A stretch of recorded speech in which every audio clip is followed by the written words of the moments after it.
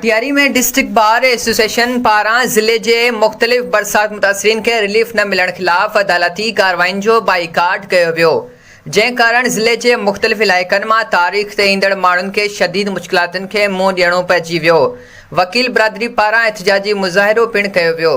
District bar association के सदर advocate Badal Gavti, advocate Abdul Razzaq Hakro, advocate Peeral Majeedano, advocate Qazi Ikhlas ऐं ॿियनि वकीलनि जो चवणु आहे त ज़िले जे वकील बिरादरी पारां एहतिजाजन तौरु अदालती कार्रवाइनि जो बाइकाट कयो वियो आहे, छो जो ज़िले इंतज़ामिया पारां ज़िले जे बरसात मुतासिरीन जी अगरि किथे का वार थी आहे त उहा बि मनपसंद माण्हुनि ऐं पार्टी जे बुनियादनि ते थी आहे।